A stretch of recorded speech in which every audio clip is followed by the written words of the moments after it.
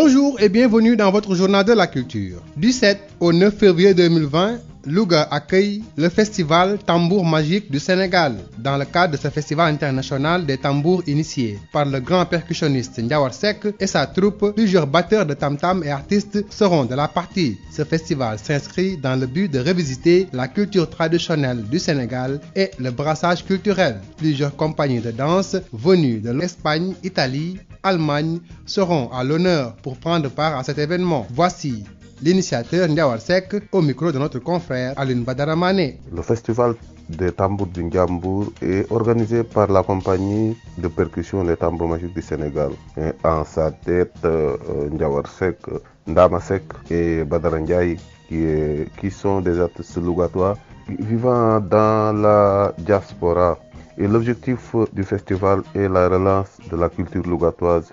Et aussi, nous voulons revisiter le patrimoine matériel et immatériel de la région de Louga. Et les troupes comme le Cercle de la Jeunesse de Louga, les Tambours Magiques du Sénégal, le Ngalam de Louga, la troupe Ngewel de Major Dien, des artistes de renom comme Alsan Kamara Seck, Fouimeti, Malikoumba Seck, Laibado, des troupes de la diaspora, de l'Espagne, de l'Italie, de la Chili, aussi seront présents et nous permettra aussi de participer à la promotion et à la vulgarisation de la culture lougatoise. Et des personnalités qui ont toujours défendu Louga, qui se sont sacrifiées pour la ville de Louga, comme Ismaël Mbengue Fall, maire adjoint de Louga, Babacar Sarr, président du FESFOP, Youssou Mbargane Mbaye, un communicateur traditionnel de renom, Zakaria Nia du Cercle de la Jeunesse, notre père Birahim Diang, Iba Saoudien,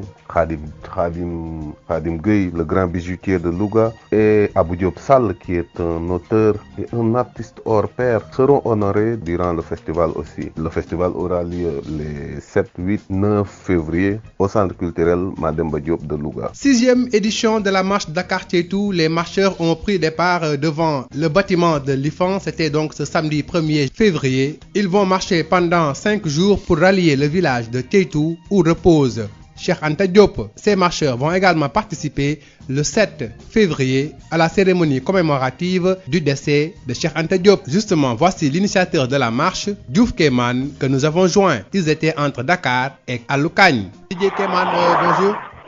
Bonjour, ça va? Oui, vous êtes donc en pleine marche donc direction Tietou. Actuellement, donc vous êtes où? Actuellement, on est en train de marcher pour aller à Thiès, là, au niveau de Aloukagne. On a quitté Poutia tout à l'heure.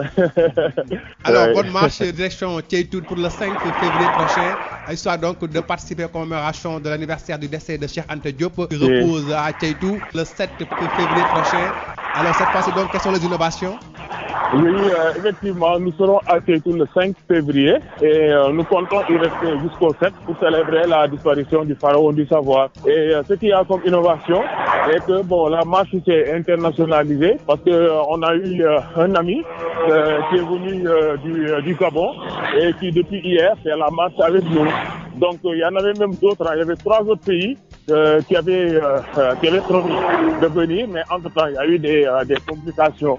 Donc voilà, donc ça c'est une innovation.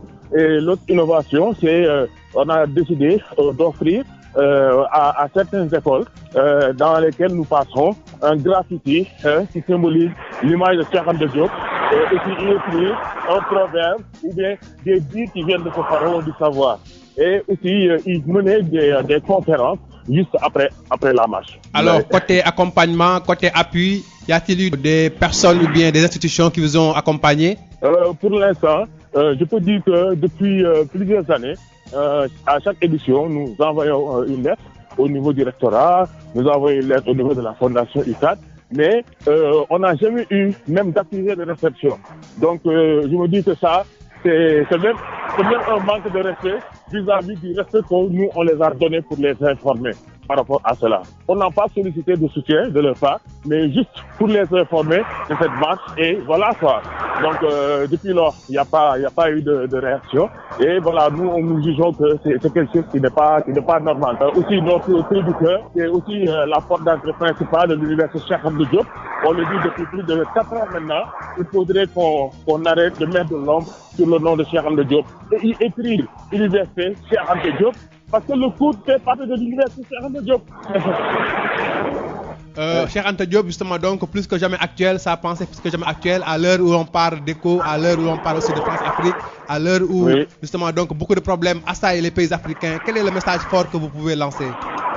Oui, on parle d'éco, on parle de France CFA et tout ceci, je pense que ça ressort de l'unité africaine.